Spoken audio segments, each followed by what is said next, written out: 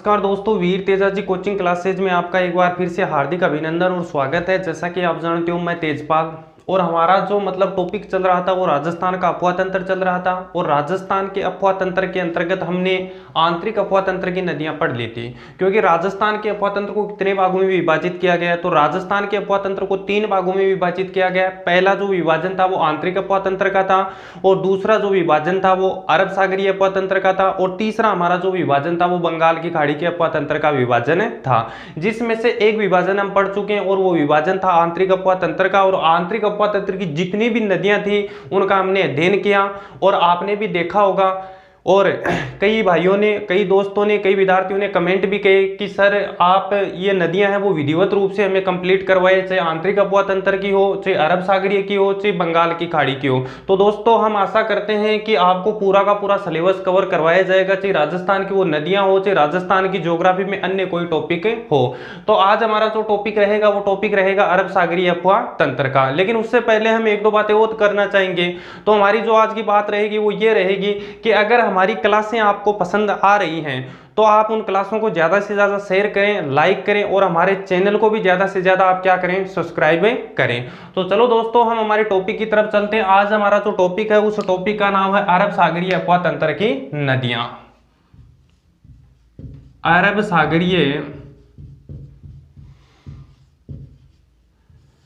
सागरीय अफवाह तंत्र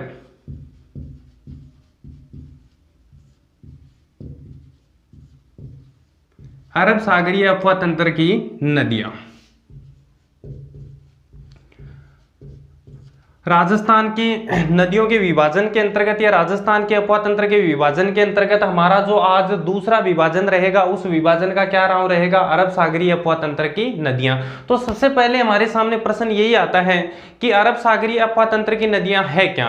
तो राजस्थान की वह नदियां जो अपना जल अरब सागर में डालती हैं उन नदियों को हम अरब सागरीय अफवाह तंत्र के अंतर्गत पढ़ते हैं। लेकिन एक बात आपको यह भी याद रखनी है दोस्तों कि अरब सागरीय अफवाह तंत्र को पुनः 2 भागों में विभाजित किया गया है। अरब सागरीय अफवाह तंत्र को कितने भागों में विभाजित किया गया है, तो याद रखना 2 भागों में विभाजित किया गया है। जो पहला विभाजन रहेगा उस विभाजन का नाम क्या रहेगा, कच्छ का रण रहेगा। क्या रहेगा दोस्तों, कच्छ का रण रहेगा। तो देखो कच्छ का रण। उसके बाद में जो दूसरा विभाजन रहेगा उस विभाजन का नाम है खंबात की खाड़ी। देखो ये है क्या, अरब सागरीय अफवाह तंत्र को 2 भागों में विभाजित किया गया। एक तो कच्छ का रण हो गया और दूसरा हमारा क्या हो गया, खंबात की खाड़ी हो गई। अब हम बात करें कि कच्छ का रण क्या है, खंबात की खाड़ी क्या है। तो राजस्थान की 2 नदियां ऐसी हैं जो अंततः अपना जल कहां पर ले जाती हैं, कच्छ का रण में ले जाती है। तो पहली नदी है उसमें कौन सी, लूणी नदी। लूणी नदी राजस्थान की ऐसी नदी है जो अपना जल अंततः कहां डालती है, कच्छ का रण में डालती है। हालांकि ये नदियां हैं अरब सागरीय अफवाह तंत्र का ही भाग, लेकिन अपना जल कहां पर डालती हैं, कच्छ के रण में डालती हैं। और दूसरी जो हमारी नदी रहेगी उस नदी का नाम रहेगा पश्चिमी बनास। पश्चिमी बनास नदी। ये एग्जाम में बहुत बार पूछा गया दोस्तों, ध्यान रखना कि राजस्थान की ऐसी कितनी नदियां हैं जो अपना जल कच्छ का रण में डालती हैं। तो राजस्थान की 2 ही ऐसी नदी हैं जो अपना जल कच्छ का रण में डालती हैं। पहली जो नदी है उसका नाम है लूणी नदी, और दूसरी नदी कौन सी है, पश्चिमी बनास नदी। तो ये आपको याद रखना है कि लूणी और पश्चिमी बनास ऐसी नदियां हैं राजस्थान की जो अंततः अपना जल कहां पर डालती है, कच्छ का रण में डालती हैं। उसके बाद में हम बात करें खंबात की खाड़ी की, तो राजस्थान की एक तो माही नदी आपने सुना होगा, एक तो माही नदी और दूसरी है साबरमती नदी। एक तो माही और दूसरी कौन सी है, साबरमती। ये राजस्थान की 2 ऐसी नदियां जो अंततः अपना जल कहां पर डालती हैं, खंबात की खाड़ी में डालती हैं। तो एक बार पुनः बात करें, आज हमारा जो टॉपिक है वो अरब सागरीय अफवाह तंत्र की नदियां हैं। और अरब सागरीय अफवाह तंत्र को कितने भागों में विभाजित किया गया दोस्तों, तो 2 भागों में विभाजित किया गया है। पहला कच्छ का रण और दूसरा कौन सा है, खंबात की खाड़ी। अगर हम कच्छ के रण की बात करें तो राजस्थान की एक तो लूणी नदी और एक पश्चिमी बनास नदी, 2 नदियां ऐसी है जो अंततः अपना जल कहां पर ले जाती है, कच्छ का रण में ले जाती हैं। और एक तो उसके बाद में हम बात करें खंबात की खाड़ी की, तो राजस्थान की एक तो माही नदी और दूसरी कौन सी है, साबरमती। ये राजस्थान राजस्थान की दो ऐसी नदियां जो अपना जल अंततः कहां पर डालती हैं, खंबात की खाड़ी में डालती हैं। उसके बाद में हम बात करें कि अरब सागरीय अफवाह तंत्र के अंतर्गत आज हमारा जो टॉपिक रहेगा वो क्या रहेगा, लूणी नदी रहेगा। क्या रहेगा दोस्तों, तो लूणी नदी रहेगा। तो चलो हम विधिवत रूप से लूणी नदी का क्या करते हैं, अध्ययन करते हैं। तो देखो दोस्तों,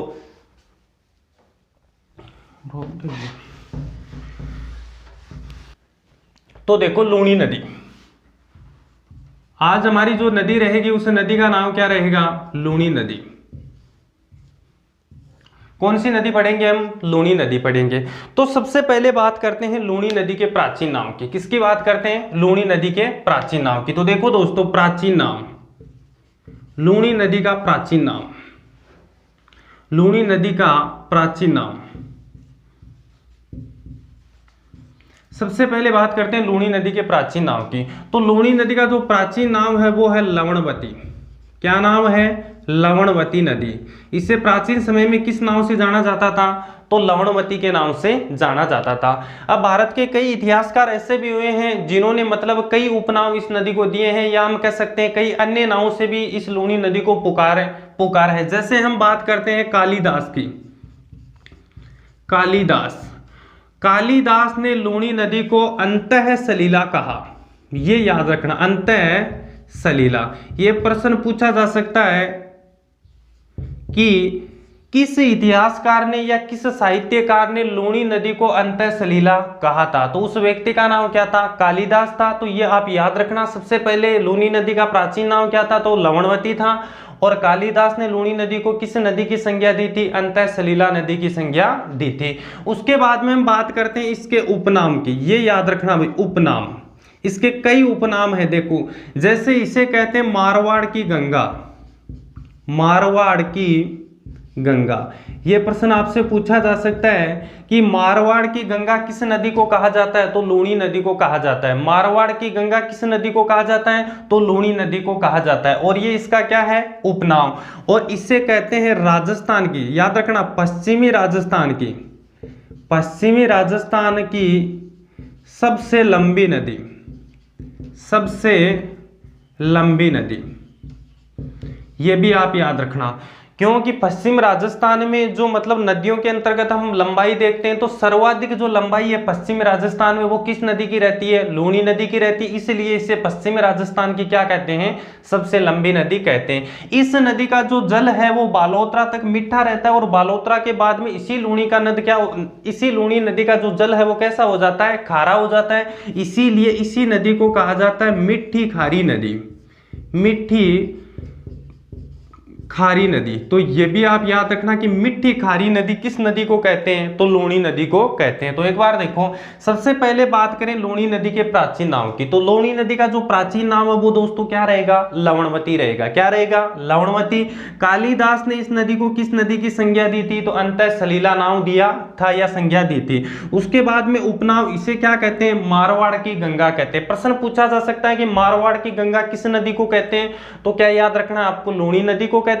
उसके बाद में बात करें कि ये पश्चिम राजस्थान की क्या है, सबसे लंबी नदी, इसीलिए इसे पश्चिम राजस्थान की सबसे लंबी नदी कहते हैं। इसका जल बालोतरा तक मीठा और बाद में क्या हो जाता है, खारा, इसीलिए लूणी नदी को किस नाम से जाना जाता है, मिट्टी खारी नदी के नाम से भी जाना जाता है। अब हम बात करें, देखो तो दोस्तों हम बात करते हैं लूणी नदी के उद्गम स्थल की। किसके उद्गम स्थल की, लूणी नदी के उद्गम स्थल की। तो देखो, ये हमारी जो नदी है उस नदी का नाम क्या है, लूणी नदी। इस नदी का नाम क्या है, लूणी नदी। और हम लूणी नदी का क्या पढ़ रहे हैं, उद्गम स्थल पढ़ रहे हैं। तो देखो, उद्गम स्थल, तो देखो इसका जो उद्गम होता है वो होता है नागभाड़ से। और नागभाड़ राजस्थान के किस जिले में स्थित है, अजमेर में। कहां पर स्थित है, अजमेर में। नागपाड़ अजमेर से उद्गम होता है किस नदी का, लूणी नदी का। और इस नदी को उद्गम स्थल पर, किस स्थल पर, उद्गम स्थल पर किस नाम से जाना जाता है, तो सागरमती नदी के नाम से जाना जाता है। यह प्रश्न आपसे पूछा जा सकता है कि लूणी नदी को उद्गम स्थल पर किस नदी के नाम से जाना जाता है, तो लूणी नदी को उद्गम स्थल पर किस नदी के नाम से जाना जाता है, सागरमती नदी के नाम से जाना जाता है। अब सागरमती नदी नागपाड़ अजमेर से निकलती है, उसके बाद में क्या होता है, तो देखो यहां पर इस प्रकार की पहाड़ियां हैं अजमेर जिले में। और इन पहाड़ियों का नाम है पुष्कर की पहाड़ियां। कौन सी पहाड़ियां? पुष्कर की पहाड़ियां। और पुष्कर की पहाड़ियां आपको पता है किस जिले में स्थित है? तो अजमेर जिले में स्थित है। पुष्कर की पहाड़ियों से अजमेर जिले से एक नदी निकलती है और उस नदी का नाम क्या है? सरस्वती नदी। कौन सी नदी? सरस्वती नदी। ये सरस्वती नदी यहां से इस प्रकार से बहती हुई इधर जाती है और यहां से ये सागरमती इस प्रकार से बहती हुई इस नदी में मिल जाती है। सरस्वती और सागरमती दोनों नदियां जिस स्थान पर मिलती हैं उस स्थान का नाम है गोविंदगढ़। क्या नाम है? गोविंदगढ़। और गोविंदगढ़ बच्चों, गोविंदगढ़ कहाँ स्थित है? तो गोविंदगढ़ अजमेर में स्थित है। कहाँ स्थित है? गोविंदगढ़ अजमेर में स्थित है। एक बार पुनः देखो, उद्गम स्थल किस नदी का? लूनी नदी का। कहाँ पर? नागपाड़ अजमेर में। और उद्गम स्थल पर इसे किस नाम से जाना जाता है? सागरमती नदी के नाम से। उसके बाद में पुष्कर की पहाड़ियां, हम बात करें पुष्कर की पहाड़ियां कहाँ पर है? अजमेर में। यहाँ से कौन सी नदी निकलती है? तो सरस्वती नदी निकलती है। यहाँ से ये नदी बहती हुई और यहाँ से ये नदी बहती हुई, इन दोनों का जो मिलन होता है किसका? सागरमती और सरस्वती का, वो किस स्थान पर होता है? तो गोविंदगढ़ में होता है। और गोविंदगढ़ कहां पर है? अजमेर में। और गोविंदगढ़ अजमेर में सरस्वती, एक तो कौन सी? सरस्वती और एक सागरमती, दोनों नदियों की संयुक्त जल धारा को, दोनों नदियों की संयुक्त जल धारा को किस नदी के नाम से जाना जाता है? लूनी नदी के नाम से जाना जाता है। तो आपसे पूछा जा सकता है कि सागरमती नदी और सरस्वती नदी ये दोनों कहां पर मिलती हैं? तो गोविंदगढ़ अजमेर में मिलती हैं। और ये भी पूछा जा सकता है कि सागरमती नदी को लूनी नदी कहा जाता है तो कहां पर कहा जाता है? गोविंदगढ़ अजमेर में कहा जाता है। उसके बाद में हम बात करते हैं आगे।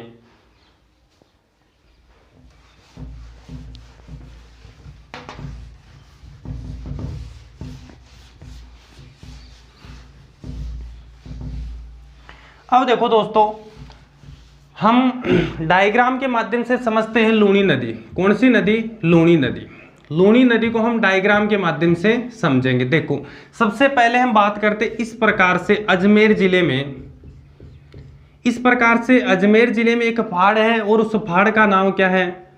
नाग पहाड़। क्या नाम है? नाग पहाड़। और नाग पहाड़ है कहां पर? तो दोस्तों याद रखना, ये अजमेर जिले में स्थित है। नागपहाड़ कहां पर है? अजमेर जिले में। और यहां से उद्गम होता है, यहां से उद्गम होता है। और किस नदी का उद्गम होता है? तो याद रखना, लूनी नदी का उद्गम होता है। आपसे पूछा जा सकता है लूनी नदी का उद्गम, मैंने पहले भी बता दिया कहां से होता है? नागपहाड़ अजमेर से होता है। यहां से इस प्रकार से एक नदी निकलती है, यहां से इस प्रकार से एक नदी निकलती है और इस नदी का जो नाम है वो क्या है? लूनी नदी है। देखो,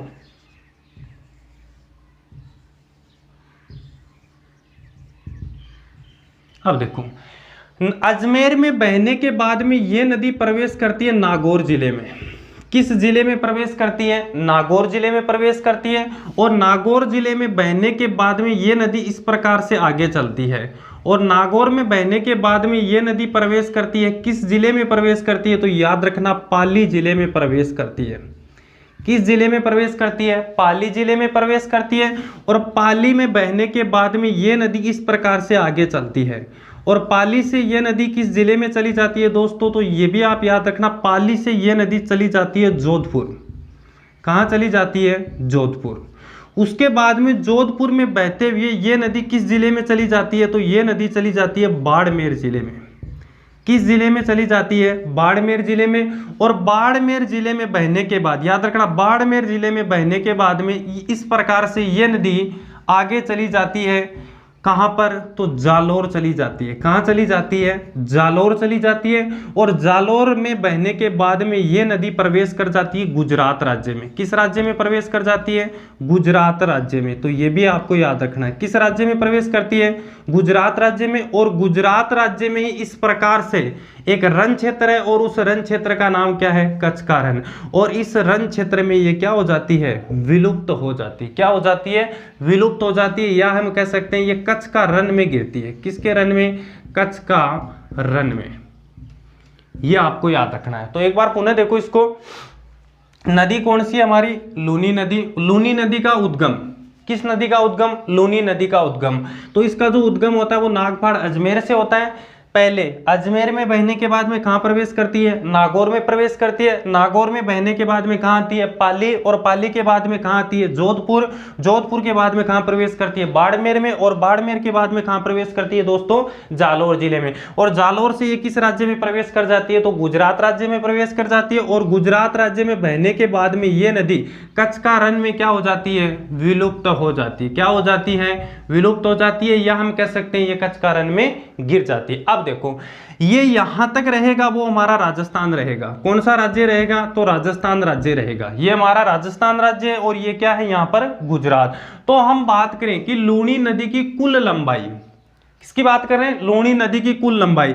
हम कह रहे हैं कि यहां से लेकर और यहां तक जो लूनी नदी की कुल लंबाई है वो आपको याद रखनी है। तो लूनी नदी की जो कुल लंबाई है वो कितनी है दोस्तों, कुल लंबाई, लूनी नदी की जो कुल लंबाई है वो कितनी है, 495 किलोमीटर है। कितनी है, 495 किलोमीटर। यहां से लेकर और यहां तक लूनी नदी की जो कुल लंबाई है वो कितनी है, 495 किलोमीटर है। और हम बात करें कि राजस्थान में इसकी लंबाई, राजस्थान में लूनी नदी की लंबाई, राजस्थान में लंबाई, हम बात करें कि राजस्थान में लूनी नदी की लंबाई कितनी है, तो याद रखना दोस्तों 330 किलोमीटर लंबाई है। कितनी है, 330 किलोमीटर। अगर आपको भारत में लंबाई पूछी जाए या आपको कुल लंबाई पूछी जाए तो लूनी नदी कितनी रहेगी, 495 किलोमीटर रहेगी। और यही लंबाई आपको राजस्थान के संदर्भ में पूछी जाए तो लूनी नदी की लंबाई कितनी रहेगी, 330 किलोमीटर रहेगी। अब हम बात करते हैं बाड़मेर जिले में, वैसे बाड़मेर और वैसे बालोतरा। बाड़मेर जिले में बालोतरा नामक एक स्थान है, और कहते हैं कि बाड़मेर में बालोतरा नामक स्थान तक लूनी नदी का जल कैसा रहता है, मीठा रहता है। कैसा रहता है, मीठा रहता है। तो आपसे पूछा जा सकता है कि लूनी नदी का जो जल है वो मीठा रहता है, किस स्थान तक रहता है, तो बालोतरा तक रहता है। किस जिले का पूछा जाए तो कहां तक रहता है, बाड़मेर तक।